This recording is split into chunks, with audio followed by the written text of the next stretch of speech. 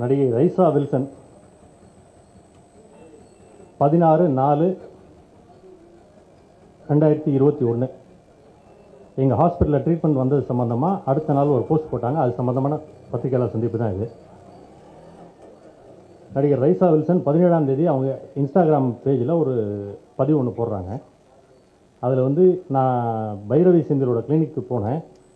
அவங்க simple facial ட்ரீட்மெண்ட்டுக்கு போனேன். அவங்க ஒரு ட்ரீட்மெண்ட் என்னை ஃபோர்ஸ் பண்ணி பண்ண வச்சாங்க. அதனால் எனக்கு முகத்தில் வீக்கம் ஏற்பட்டு போச்சு அப்படின்னு சொல்லி ஒரு ட்ரீட்மெண்ட் பண்ணதாக சொல்லி இந்த பதிவு போடுறாங்க. பட் அதுக்கு முன்னாடி நான் இங்கே ஒரு விஷயத்தை பதிவு பண்ணுறேன். நடிகர் ரைசா வில்சன் இந்த கிளினிக்கு இதே சிகிச்சைக்கு வர்றது இது வந்து 3வது தடவை. முதல் தடவை 18/7/2020 அவங்க வந்து பண்ண ப்ரொசீஜர்ஸ் தியேட்டர், சீக்ஸ், ஃபில்லர்ஸ், சின், நெஃபர்டிட்டி, போட்டாக்ஸ். அது பண்ணது வந்து doctor Bhairavi Senthil MBBS MD. அடுத்த தடவை அவங்க இதே ப்ரொசீஜர் பண்ணுறதுக்காக வர்றாங்க 25/3/2021. அப்போ அவங்களுக்கு பண்ண treatments Nefertiti, Botox, forehead, masseter, double chin. அது பண்ணது வந்து டாக்டர் வனிதா MBBS. 3வது தடவை 16/4/2021 வர்றாங்க கிளினிக்கு. அப்போ அவங்களுக்கு பண்ண treatment masseter, Botox, theatre fillers, cheek fillers பண்ணது டாக்டர் பைரவி செந்தில்.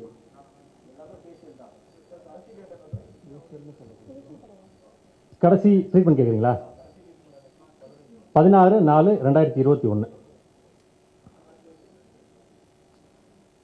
இதில் இந்த ட்ரீட்மெண்ட் பண்ணதுக்கப்புறம் அடுத்த நாள் காலையில் 17/4/2021 அவங்க திரும்பி கிளினிக் வராங்க. தன்னோட கண்ணு கீழே வந்து ப்ரூசிங் இருக்கிறதா சொல்கிறாங்க. அதுக்கு ப்ரிஸ்கிரிப்ஷன் வாங்குகிறாங்க. வாங்கிட்டு கிளினிக்கை விட்டு போனதுக்கப்புறம் அந்த பதிவை போடுறாங்க இன்ஸ்டாகிராமில். இதை பார்த்து எங்களுக்கு பெரிய மனசு சங்கடம், மிகுந்த வேதனை. இத்தனை வருஷமாக சம்பாரித்து வச்ச நற்பெயருக்கு களங்கம் ஏற்படுத்துறதுக்கான முயற்சியை அவங்க பண்ணாங்க. நாங்கள் இதுக்கப்புறம் எங்களோட சட்ட ஆலோசகரை பார்த்து பேசினோம். இவங்களுக்கு 20/4/2021 நாங்கள் ஒரு நோட்டீஸ் அனுப்புகிறோம். எங்கள் அட்வொகேட் அனுப்புகிறாரு.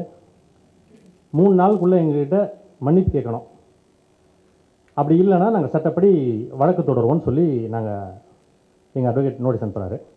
இதுக்கு 21/1 அவங்க வந்து எங்களுக்கு பதில் நோட்டீஸ் அனுப்புகிறாங்க. 1 கோடி ரூபா நஷ்டஈடு வேணும், 15 நாளுக்குள்ளே தரணும், இல்லைனா நாங்கள் வழக்கு தொடருவோம்னு சொல்லி சொல்கிறாங்க. நாங்கள் அனுப்பிச்ச நோட்டீஸ்க்கு அவங்க பதில் சொன்னாங்க. அவங்க அனுப்பிச்ச நோட்டீஸ்க்கு நாங்கள் பதில் சொன்னோம். பட் நாங்கள் எங்களை பொது வெளியில் அவங்க அசிங்கப்படுத்தினதுக்கு எங்களுக்கு தீர்வு ஏற்படலை. 3 நாளில் அவங்க எங்கிட்ட மன்னிப்பு கேட்கல. அதனால் இன்னைக்கு அவங்க மேலே சென்னை உயர்நீதிமன்றத்தில் 5 கோடி ரூபாய் கேட்டு மான நஷ்ட வழக்கு தொடர்ந்துருக்கோம். அவங்களுக்கு பண்ண ட்ரீட்மெண்ட்டில் எந்த தவறும் இல்லை. அவங்களுக்கு ஏற்கனவே நாங்கள் பண்ண ட்ரீட்மெண்ட் பிடிச்சதுனால தான் திரும்ப எங்கள் கிளினிக்கு வர்றாங்க. இது வந்து ஏதோ ஒரு உள்நோக்கத்தோட இந்த எங்கள் கிளினிக் பேரையும் எங்கள் டாக்டரையும் கலங்கப்படுத்தணுன்ற உள்நோக்க செயலோடு அவங்க பண்ணியிருக்காங்க. அது ஏன்னு எங்களுக்கு தெரியலை. இதனால் நாங்கள் சட்ட போராட்டத்தை முன்னெடுக்கிறோம்.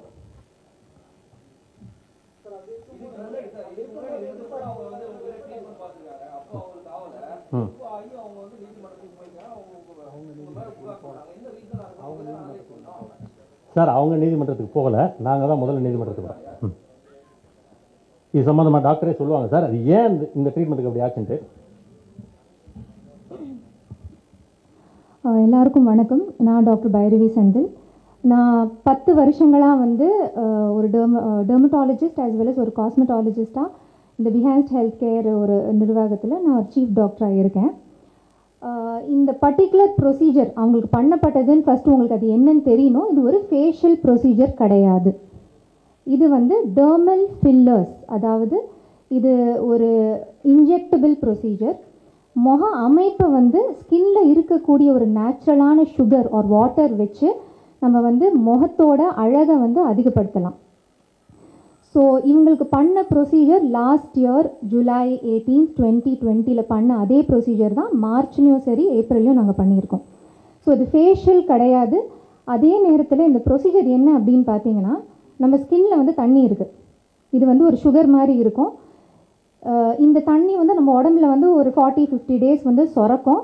அதே நேரத்தில் நம்ம ஸ்கின்ல இருக்கக்கூடிய ஒரு என்சைம் வந்து இந்த தண்ணியை சாப்பிடும். ஸோ இது எல்லா உயிரினங்களும், அதாவது ஒரு பிளான்ட் எடுத்துக்கோங்க, ஒரு அனிமல் எடுத்துக்கோங்க, எல்லாத்துலேயுமே காமனாக இருக்கக்கூடிய ஒரு சுகர் இது. இதோட ப்ராப்பர்ட்டி என்னென்னா இது தண்ணியை அப்சார்ப் பண்ணும். ஸோ இது வந்து ப்ரீஃபில்டு 1 ml சிரிஞ்சஸில் அவைலபிளாக இருக்குது அண்ட் ஸ்டெரைல் சிரிஞ்சில் அவைலபிளாக இருக்குது. இதை யூஸ் பண்ணி கண்ணு கீழே இருக்கக்கூடிய குழிகள், முக அமைப்பை வந்து இன்னும் ஒரு லட்சணமாக மாற்றுறது, அழகு சேர்க்கிறது, லிஃப்ட் பண்ணுறது, இது எல்லாமே இந்த டெர்மல் ஃபில்லர்ஸ் முறையில் பண்ணலாம். இவங்க இந்த ட்ரீட்மெண்ட்டை கேட்டு நம்ம கிளினிக்கு வராங்க, ஏன்னா இதில் நான் ஸ்பெஷலிஸ்ட். ஸோ இதை கேட்டு வந்த உடனே நாங்கள் வந்து அவங்களுக்கு ஒரு கவுன்சிலிங் கொடுத்து ஃபோட்டோகிராஃபி எடுத்து அதுக்கு ஒரு கன்சென்ட்டுன்னு ஒரு விஷயம் இருக்குது. ஏன்னா கன்சென்ட்டு ஒரு விஷயம் இல்லாமல் எந்த ட்ரீட்மெண்ட்டும் நம்ம பண்ண முடியாது. ஸோ அந்த கன்சென்ட்டை வாங்கி அதே நேரத்தில் இந்த ப்ரொசீஜர் பண்ணால் இதுக்கு முன்னாடி என்ன பண்ணணும், ப்ரொசீஜர் முடிச்சக்கப்புறம் நீங்கள் என்ன பண்ணணும்னு சில ப்ரிகாஷனரி மெத்தட்ஸுமே இருக்குது. அதை அந்த பேஷண்ட் பர்டிகுலராக ஃபாலோ பண்ணணும். ஸோ இது தெரிஞ்சு தான் அவங்க நம்ம கிளினிக்கில் ரெஃபரல் முறையில் வராங்க. ஏன்னா நம்ம கிளினிக்கில் எல்லாமே வேர்ட் ஆஃப் மவுத் ப்ராக்டிஸில் தான் நான் 10 வருஷமாக நான் ப்ராக்டிஸ் பண்ணிகிட்ருக்கேன். நம்ம நல்லா பண்ணுறோன்னு தெரிஞ்சு தான் கிளினிக் வராங்க. அந்த புரிதலுக்கு அப்புறம் தான் அந்த ப்ரொசீஜரை நம்ம பண்ண முடியும். அவங்க கையெழுத்து போட்டதுக்கப்புறம் தான் அந்த ப்ரொசீஜரை நான் பண்ண முடியும். இதே ப்ரொசீஜரை கேட்டு தான் திருப்பி அவங்க வந்து லாஸ்ட் மந்த்தும் வந்தாங்க, இந்த மந்த்தும் வராங்க. ஸோ இந்த 16th அன்னைக்கு நம்ம என்ன பண்ணோன்னா அவங்களுக்கு அந்த கண்ணு கீழே இருக்கக்கூடிய அந்த குழியை நிரப்புறதுக்கு நான் இந்த டெர்மல் ஃபில்லர்ஸ் யூஸ் பண்ணுறோம். ஸோ இந்த ப்ரொசீஜர் பண்ண உடனே டிஃபால்ட்டாக 42 to 72 hours யாராக இருந்தாலுமே ஸ்வெல்லிங் இருக்கும். ஸ்வெல்லிங் இல்லைன்னா இந்த ப்ரொசீஜர் அந்த அளவுக்கு ஒழுங்காக வேலை செய்யலைன்னே அர்த்தம். ஏன்னா ஏன் ஸ்வெல்லிங் இருக்கும்னா இந்த ஹைலூரானிக் ஆசிடை நம்ம கண்ணு கீழே போட்ட உடனே அந்த இடத்துல வந்து ஒரு 1000 times வாட்டரை அதை அப்சார்ப் பண்ணும். ஸோ நார்மலாக ஸ்வெல்லிங் இருக்கும், ரெட்னஸ் வரலாம், ப்ரூசிங் வரலாம், இது எல்லாமே நோன் காம்ப்ளிகேஷன். ஸோ ஒரு பேஷண்ட்டாக அவங்க என்ன கடைப்பிடிக்கணும் அப்படின்னு பார்த்தீங்கன்னா 24 hours before the procedure and after the procedure அவங்க வந்து ஆல்கஹால் எடுக்கக்கூடாது, ஸ்மோக்கிங் பண்ணக்கூடாது, மற்ற எந்த ட்ரக்ஸும் எடுக்கக்கூடாது. ஈவன் அவங்க வந்து பிளட் தின்னர்ஸ் லைக் அவங்க வந்து ரத்தத்தை தின்ன வச்சுக்கிறதுக்கு ஆஸ்பிரின் ஆர் பெயின் கில்லர்ஸ் எடுத்திருந்தாலுமே ப்ரூசிங் வந்து அதிகமாகலாம். அதே நேரத்தில் விட்டமின் இ, ஜிங்கோ பைலோபா, இந்த மாதிரி நிறைய மினரல்ஸ் விட்டமின்ஸ் இருக்குது. அந்த மாதிரி சத்து மாத்திரைகள் எடுக்கிறவங்களுக்கு கூட இந்த ப்ரூசிபிலிட்டி அதிகமாகும். அதே நேரத்தில் ப்ரெஷர் போட்டால் கூட அந்த இடத்துல ப்ரூசிங் வரலாம். ஸோ யூஸ்வலி நாங்கள் என்ன சொல்லுவோம், இதெல்லாம் அவாய்ட் பண்ணுங்கள். விகரஸ் எக்ஸசைஸ் இருக்கக்கூடாது, ஹாட் சோனா ஆர் அவங்க வந்து எக்ஸ்போஷர் டு சன் வந்து கம்மி பண்ணணும், அண்ட் ப்ரெஷர் ரொம்ப போடக்கூடாது. ஐசிங் கொடுக்கலாம். அண்ட் டாக்டர் கொடுக்கக்கூடிய போஸ்ட் ப்ரொசீஜர் கேர், அது வந்து ஒரு ஆன்டிபயோட்டிக் மாத்திரையாக இருக்கலாம், க்ரீமாக இருக்கலாம், அதெல்லாம் அவங்க கண்டிப்பாக யூஸ் பண்ணணும். ஸோ இவ்வளோ வருஷங்களாக இந்த ப்ரொசீஜரை நான் அவ்வளோ பேருக்கு நான் பண்ணிகிட்ருக்கேன். இன்ஃபேக்ட் நிறைய செலிப்ரிட்டிஸ்க்கும் நாங்கள் பண்ணியிருக்கோம். அண்ட் இது எல்லாமே தெரிஞ்சு புரிஞ்சு தான் இந்த ப்ரொசீஜரை ஒரு பேஷண்ட் வந்து ஃபஸ்ட் ஏற்றுப்பாங்க. ஏன்னா இதெல்லாம் படிச்சுட்டு தான் ஃபஸ்ட்டு கிளினிக்குள்ளே வராங்க. ஸோ அவங்க வந்து ஒரு சிம்பிள் ஃபேஷியல் ப்ரொசீஜருக்கு வரலை. இந்த ப்ரொசீஜரை ஏற்கனவே 2 முறை பண்ணனால தான் 3ஆவது முறை நம்மக்கிட்ட வராங்க. இதை யாருமே ஃபோர்ஸ் பண்ணி ஃபஸ்ட் பண்ணவே வைக்க முடியாது. ஏன்னா அவங்க விருப்பப்பட்டு அது கையெழுத்து போட்டு எங்களுக்கு பெர்மிஷன் கொடுத்தக்கப்புறம் தான் ஒரு ப்ரொசீஜரை எந்த டாக்டராக இருந்தாலுமே பெர்ஃபார்ம் பண்ணுவாங்க. 3ஆவது வந்து போஸ்ட் ப்ரொசீஜர் கேரை அவங்களும் ஃபாலோ பண்ணணும். அண்ட் ஒரு ஃபாலோ அப் டீம் நம்ம கிளினிக்கில் இருக்குது. ஒரு கிளினிக்கல் ஃபெசிலிட்டேட்டர் இருக்காங்க, எனக்கு 2 அசிஸ்டன்ட் டாக்டர்ஸ் இருக்காங்க. எனி டைம் ஒரு வாட்ஸ்அப் நம்பர் இதுக்காகவே கேர் அண்ட் சப்போர்ட் நம்பர் நாங்கள் வச்சுருக்கோம். ஸோ இந்த நம்பர் அவங்க எனி டைம் வந்து வாட்ஸ்அப் பண்ணி எங்ககிட்ட டவுட்ஸும் கேட்கலாம். So to answer your question, இது சிம்பிள் ஃபேஷியல் ப்ரொசீஜர் கிடையாது. இது யாரும் ஃபோர்ஸ் பண்ணியும் யாரையும் பண்ண வைக்க முடியாது.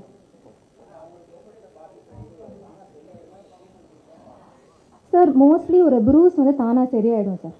ஏன்னா அது 5 to 7 days. சம்டைம்ஸ் அதில் வந்து ஆர்டீரியல் ப்ரூஸ் இருக்குது, வீனஸ் ப்ரூஸ் இருக்குது. சில பேருக்கு வந்து அவங்களோட எதிர்ப்பு சக்தி பொறுத்தும் இருக்குது. அண்ட் அவங்களோட மெட்டபாலிசமும் அவங்களோட இப்போ ஆல்கஹால் நிறைய தொடர்ந்து எடுக்கிறாங்கன்னு வச்சுக்கோங்களேன், அந்த ப்ரூஸ் கொஞ்சம் நீடிச்சு இருக்கும். பேசிக்கலி ப்ரூஸ்னால் என்னென்னா இந்த ப்ரொசீஜரே வந்து பார்த்தீங்கன்னா இட் இஸ் ப்ரூஸ் ப்ரோன் ஏரியான்னு சொல்லுவோம் இந்த பர்டிகுலர் ஏரியா. ஸோ ப்ரூசிங் வந்து காமன், அது தானாக போயிடும். அது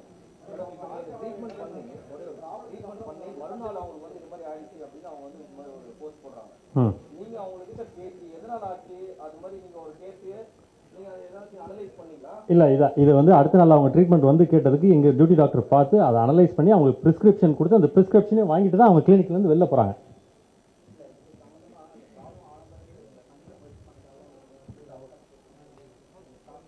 சார் அது முற்றிலும் தவறு சார். அன்னைக்கு சாயந்தரமே அவங்க இது இருக்குன்னு சொல்கிறாங்க, நாங்கள் கிளினிக் வாங்கன்னு சொல்லி கூப்பிட்றோம், அவங்க வரலை.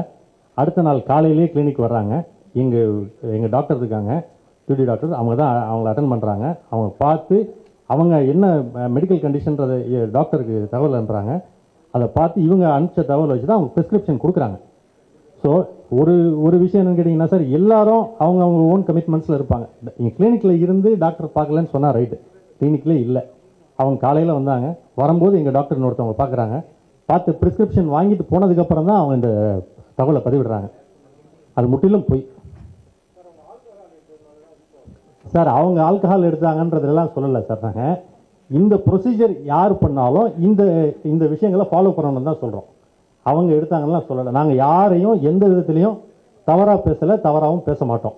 எங்கள் ஹாஸ்பிட்டல் மேலே கலங்க ஏற்பட்டதுனால தான் இந்த பத்திரிகையாளர் சந்திப்பில் இந்த தகவல்களை நாங்கள் ஷேர் பண்ணுற கண்டிஷனுக்கு வந்திருக்கோம்.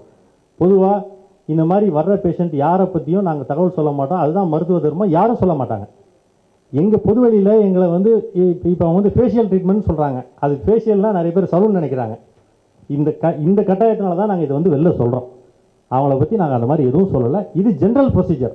இது யாரெல்லாம் இந்த ட்ரீட்மெண்ட் எடுத்துக்கிறாங்க இதெல்லாம் அவங்க ஜென்ரலாக ஃபாலோ பண்ணணும்னு சொல்கிறோம். அவங்கள நாங்கள் எதுவுமே சொல்லலை. பண்ணலைன்னு சொல்ல முடியாது சார், பண்ணாமலும் இருந்திருக்கலாம் தான் நாங்கள் சொல்கிறோம்.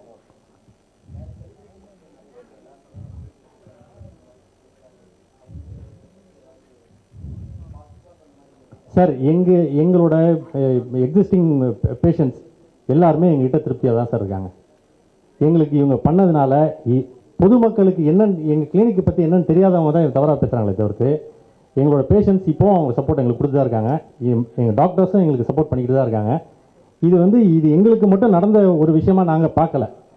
இது பொதுவாக டாக்டர்ஸ் எல்லாருக்குமே இந்த மாதிரி ஒரு விஷயம் நடக்குது. அதுக்காக தான் நாங்கள் இதை முன்னாடி எடுத்து கொண்டு வந்து நிறுத்தணுன்றதுக்கு தான் இதை நாங்கள் பண்ணுறோம்.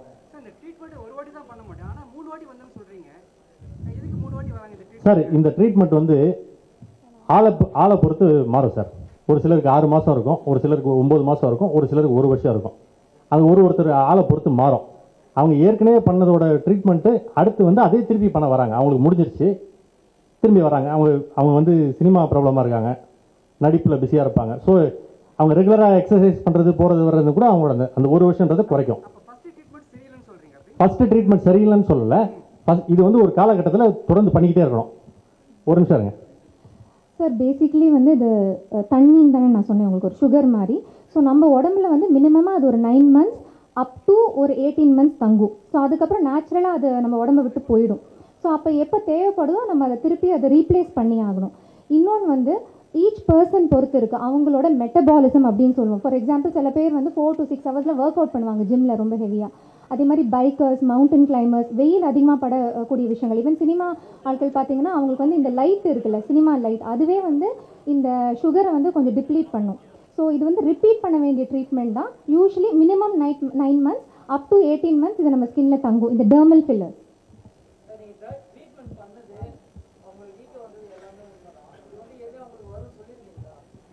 சொல்லிருக்கோம் சார்.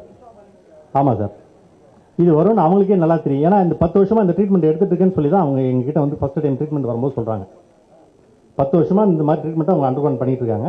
வேறு டாக்டர் கிட்ட போயிருப்பாங்க, எங்ககிட்ட வரும்போது அவங்க 10 வருஷமாக பண்ணிட்டு இருக்கேன்னு தான் சொன்னாங்க. இல்லை சார், இது வந்து எப்பயாவது ஒரு தடவை வரலாம்.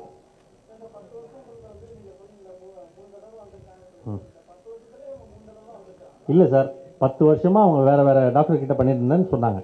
எங்ககிட்ட வந்து 3 தடவை வந்திருக்காங்க.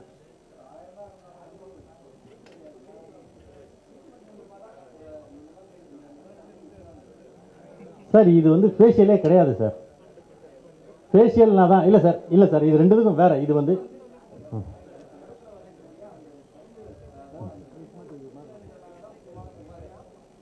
அதுதான் சார் நான் சொல்லிடுறேன் சார். நம்ம உடம்புலேருந்து இப்போ ஒன்றும் இல்லை, பிளட் டெஸ்ட் பண்ணுறதுக்கு பிளட் எடுத்தாலே அந்த இடத்துல ஒரு சின்ன வீக்கம் வரும். ஒரு ப்ரொசீஜர்னு பண்ணால் அந்த இடத்துல வீக்கம் வர்றது இயல்பு. வரலைன்னா தான் அதை வந்து ஏன் வரலைன்னு நம்ம பார்க்கணும். இந்த மாதிரி ப்ரொசீஜர் பண்ணால் கட்டாயம் வீக்கம் வரும், சிலருக்கு வராமல் இருக்கும். அது அவங்க உடல் தன்மையை பொறுத்தது. இவங்களுக்கு வந்தது சாதாரண விஷயம்தான். இது பயப்படுற மாதிரி ஒரு விஷயமே கிடையாது.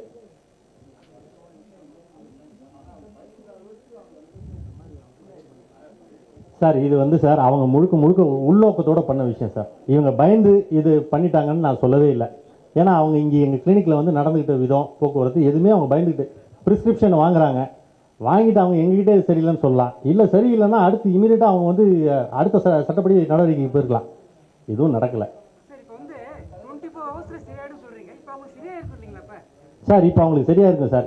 இப்போ எப்படி இருக்காங்கன்னு பத்திரிக்கையாளர் நீங்கள் தான் அவங்களை கேட்கணும். ஏன்னா அவங்க உடம்பு சரியில்லை அப்படின்னு அவங்க ஒரே பதிவு எங்களுக்கு நாங்கள் தொடர்பு கொள்ள முடியலன்னு நீங்கள் அடுத்த செய்தி போடுவீங்க. ஆனால் அவங்கள போய் ரீச் பண்ண வேண்டியது பத்திரிக்கையாளர் உங்கள் வேலை. அதை நாங்கள் எதுவும் பண்ண முடியாது.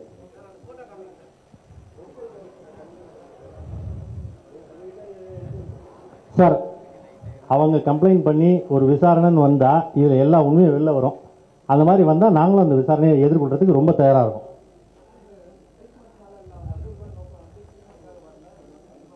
சார் இது இவங்க உள்நோக்கத்தோடு தான் இந்த இவங்க வந்து அடுத்தது வந்து உள்நோக்கத்தோடு தான் வந்திருக்காங்க. சார் நாங்கள் 5 கோடி ரூபா மான நஷ்ட வழக்கு அவங்க மேலே திறந்துட்டோம் சார். அது அப்படி இல்லை. சார் நாங்கள் 20ஆம் தேதி அவங்க மேலே நோட்டீஸ் அனுப்புகிறோம் சார். அவங்க எங்கள் நோட்டீஸை பார்த்துட்டு தான் அவங்க எங்களுக்கு நோட்டீஸ் அனுப்புகிறாங்க. பத்திரிக்கையாளர் நீங்கள் தான் வந்து அவங்க முன்னாடி 1 கோடி ரூபா கேட்டாங்க, அதனால் நாங்கள் பதிலுக்கு நோட்டீஸ் அனுப்பிச்சோம் நீங்கள் தான் சொன்னீங்க. நாங்கள் வந்து முதல் நோட்டீஸ் அனுப்பிச்சதே நாங்கள் பத்திரிக்கைக்கு வரலை. ஏன்னா அவங்க எங்கள் மேலே போட்டு எங்கள் மேலே பண்ணியிருக்கிறதுக்கு நாங்கள் 3 நாளில் மன்னிப்பு கேளுங்கன்னு சொல்கிறோம். ஒருவேளை நாங்கள் உங்ககிட்ட வந்து நீங்கள் அவங்க வராமலே போயிட்டாங்கன்னா பிரச்சனையை சுமூகமாக முடிக்கிறதுக்கு தான் நாங்கள் ட்ரை பண்ணுறோம்.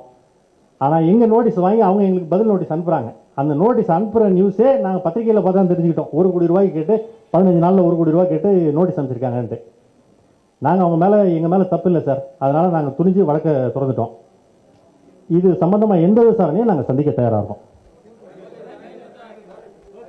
Thank you sir. தேங்க்யூ.